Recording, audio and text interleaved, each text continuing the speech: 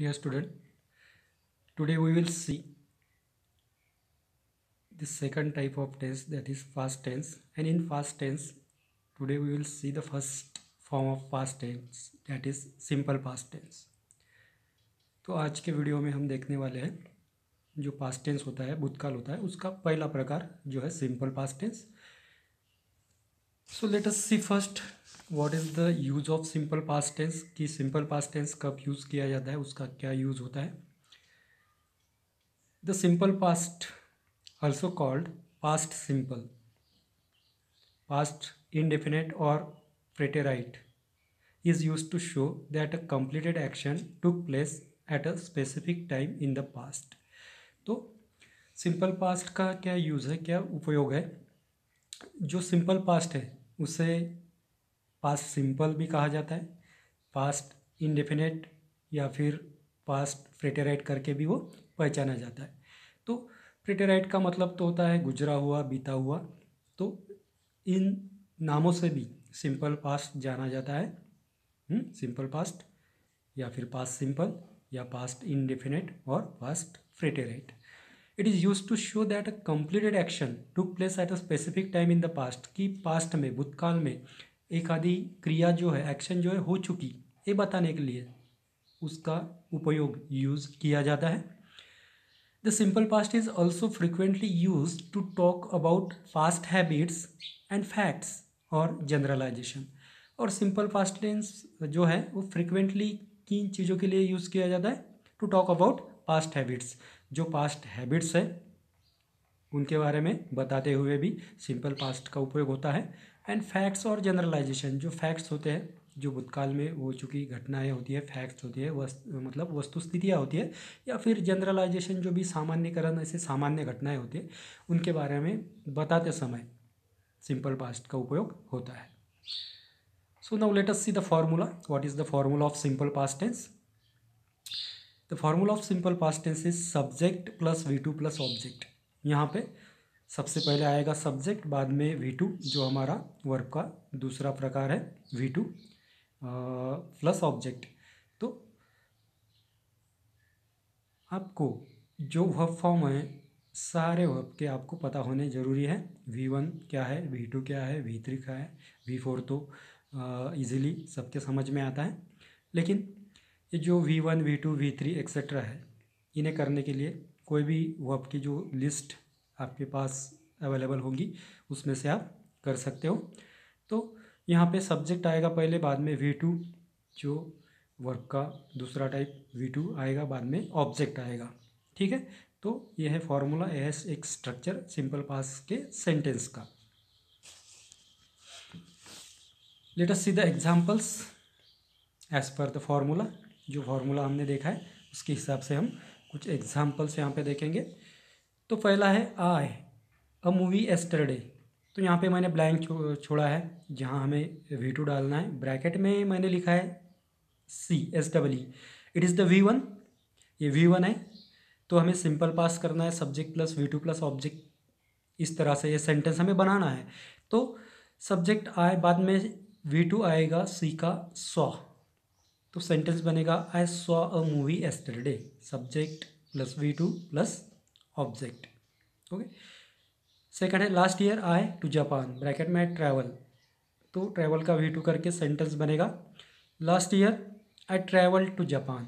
Travel ED लगेगा. ठीक है. सी हर कार, ब्रैकेट में वॉश. सिंपल पास्ट में बनेगा she washed her car. She washed her car. Subject plus V2 plus object. Next sentence है sentence number 4. He from the airport at 9 AM. Bracket में V1 arrive.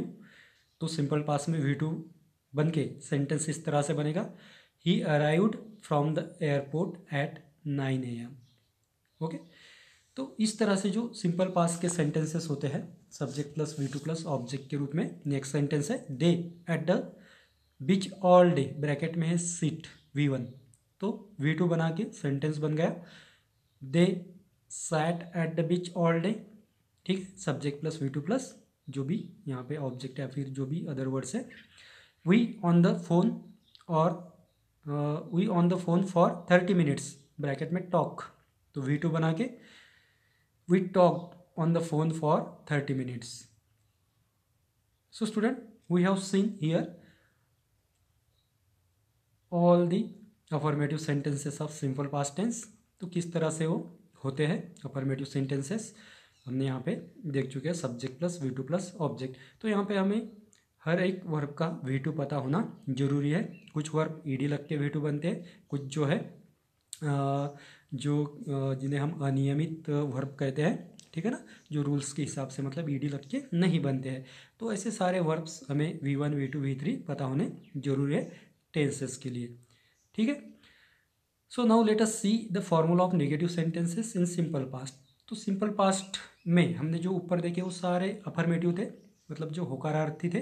अब negative जो नकारार्थी sentences होते हैं वो किस तरह से होते हैं, या फिर उनका जो यहाँ पे हमने फॉर्मूला दिया है, let us see the formula. Subject plus did not और didn't plus V1 plus object.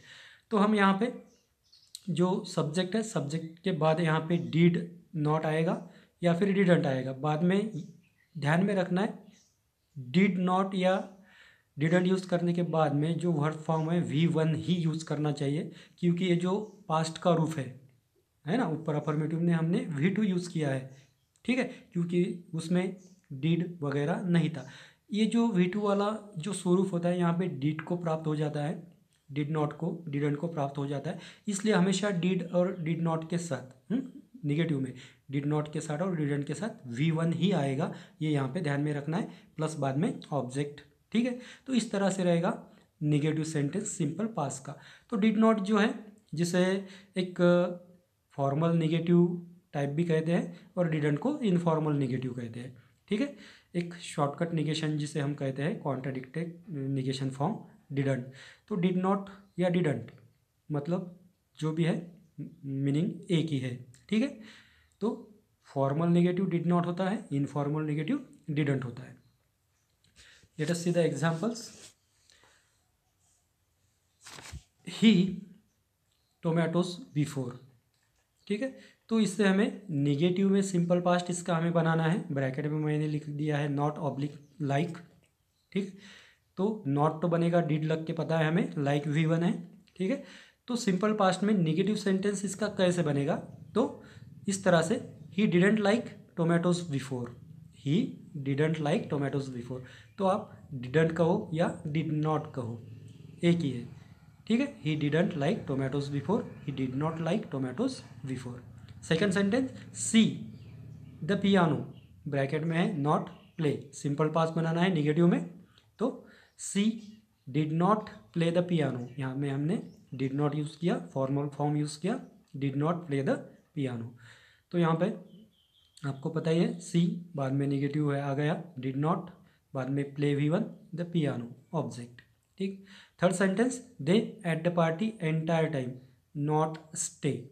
तो नेगेटिव सिंपल पास्ट बनेगा they didn't stay at the party entire time और they did not stay at the party entire time. तो इस तरह से student जो negative sentence है वो रहेंगे सिंपल पास्ट टेंस के। Sentences with never in simple past.